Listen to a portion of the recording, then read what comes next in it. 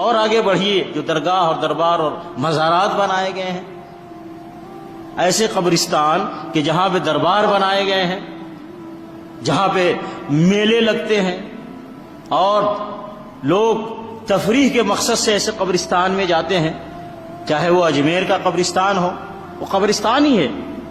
आप जानते हैं जितने बाबाओं के दरबार हैं वहां पे एक कब्र नहीं होती, बहुत सारी कब्रें होती हैं, वो कब्रिस्तान होता है असल में। लेकिन एक कब्र को हाईलाइट किया जाता है, एक कब्र को हाईलाइट किया जाता है और उसको एडवर्टाइज किया जाता है। अब उस एडवर्टाइज की वजह से लोग आते हैं वहां पे। लेकिन कब्रिस्तान, वहां बहुत सारी कब्रें होती हैं। मैं खुद अजमेर की दरगाह गया तो देखा छोटे छोटे बहुत सारी कब्रें हैं।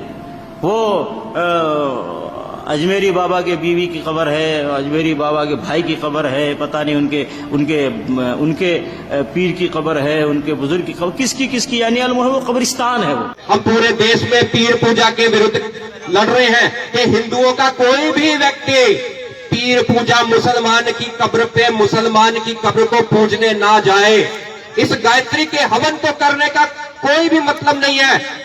अगर हम पीरों पे जाकर उस मुसलमान की कब्र पे जाके माथा टेकते हैं, अगर माथा टेकना है तो जाके अपने मुर्दों पे जाके टेक लो, वो बुरे हैं क्या? उस मुसलमान की कब्र पे जाके माथा टेकते हो। होली दिवाली पे लोग अपने घर में हवन करवाते हैं, पूजा पाठ करवाते हैं, अपने घर को पवित्र और शुद्ध करते हैं। लेकिन उसके बाद क्या होता है, कुछ हमारे हिंदू भाई जाके कब्र पे जाके माथा टेकते हैं, प्रसाद चढ़ाते हैं। कभी सोचा है, कभी कल्पना कीजिए कि त्योहारों पे आप जाके शमशान जाओ, शमशान पे जाके मुर्दे पे प्रसाद चढ़ाओ और फिर उसे घर पे लाके बच्चों को खिलाओ। क्या कभी ऐसा करते हो क्या? तो फिर ऐसा क्यों कर रहे हो? अपने पवित्र त्योहारों पर मुसलमान की कब्र पे जाकर आप जाकर प्रसाद चढ़ाते हो और फिर उसे अपने घर पे लाके स्वयं खाते हो और अपने बच्चों को खिलाते हो। ध्यान रखो,